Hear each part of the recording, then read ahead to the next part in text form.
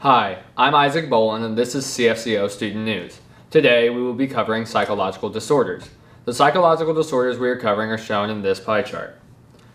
This chart shows the percentages of people with each individual disorder in the United States. The disorders include anxiety, phobias, PTSD, ADHD, mood disorders, OCD, and schizophrenia. First, we'll start with post-traumatic stress disorder. Post-traumatic stress disorder, or PTSD, is a disorder that causes a person to have nightmares, memories, or other severe symptoms as a result of a stressful or potentially life-threatening event. People with PTSD have more difficulty working and concentrating on tasks due to their condition. In the U.S., 8% of the population suffers from PTSD. This is the equivalent of 28,020 people in Evansville. PTSD can often be viewed as a condition caused by being in or seeing times of war, but it can also be caused by other stressful events. Workplaces can be affected by PTSD, as many people with it have difficulty working or concentrating due to the stress that they often feel. The condition can also cause people to have difficulty growing close to others or maintaining a loving relationship with their spouse. Our next topic is attention deficit hyperactivity disorder, which is more commonly known as ADHD. ADHD is a disorder that is marked by 3 separate symptoms, which are inattention, hyperactivity, and impulsivity. ADHD is usually found in children by the time they reach age 7, and is 2 to 3 times more likely to affect boys than girls. ADHD really affects students as it makes it much more difficult for them to focus on simple tasks and to learn. ADHD is found in 14,360 people in Evansville, which is 4.1% of our population. Now, to discuss our next topic, here is Hannah Bland, our anxiety specialist. Though many people will experience some sort of anxiety in life, an anxiety disorder is a much more serious form of anxiety. Anxiety disorders hinder a person's ability to live a normal life. Some examples of a serious anxiety disorder are panic disorders, social anxiety disorders, or generalized anxiety disorders. Anxiety disorders can be caused by a mixture of genetic, environmental, psychological, and developmental factors. This explains why, though many people may have the gene that causes serious anxiety disorders, many people only develop the disorder after experiencing a traumatic event that triggers the anxiety disorder. Most serious anxiety disorders will last for at least 6 months, if not much longer, and usually include a completely irrational fear. Women are 60% more likely to develop these serious anxiety disorders than men. One type of anxiety disorder that I previously mentioned was panic disorders, in which a person becomes unable to breathe, almost paralyzed with fear.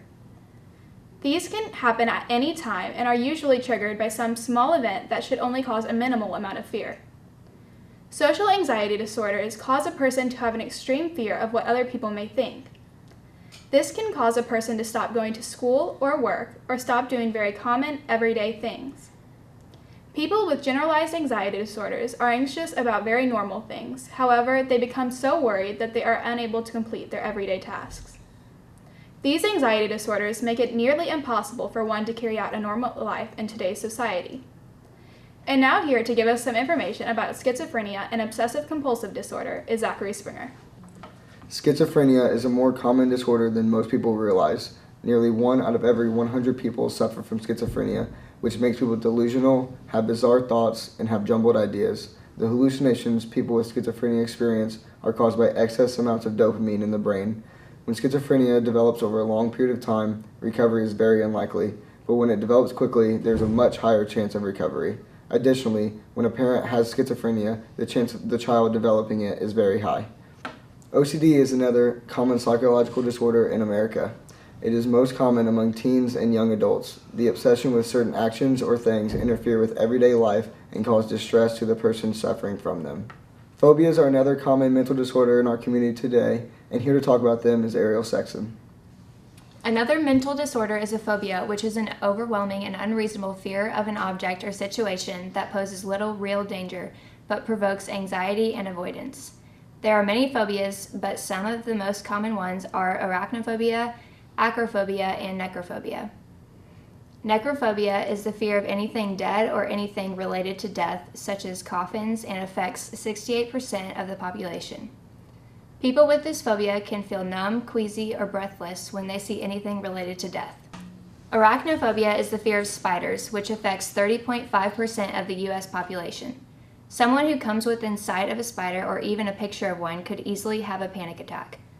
Acrophobia is the fear of heights and affects 10% of the population, with twice as many women than men being affected.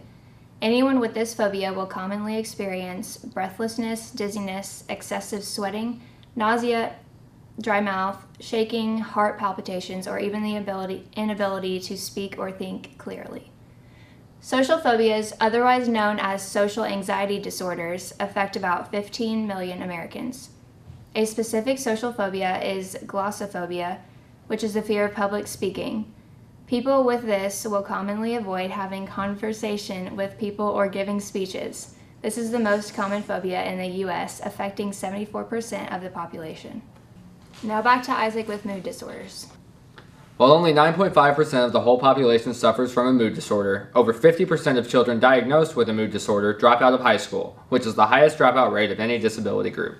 Although people with bipolar disorder may experience increased energy and even feel very happy during what is called their manic phase, they often make poor decisions and put themselves in danger. Bipolar symptoms of mania may include trouble concentrating, taking unnecessary risks, impulsive spending, racing thoughts, sexual indiscretion, aggressive behavior, and increased possibility of drug and alcohol abuse. The medical spending to treat anxiety and mood disorders totaled $36.8 billion in 2007.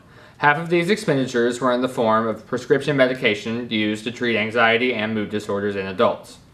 So, how is all this information relevant to our lives today? All of these psychological disorders make an impact upon the hallways that we walk every day.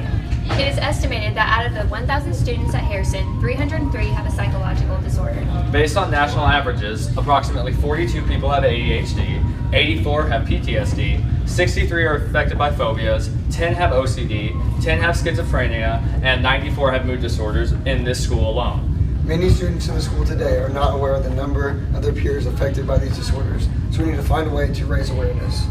Not only should the students be aware of the psychological disorders that many students may have, but the teachers as well.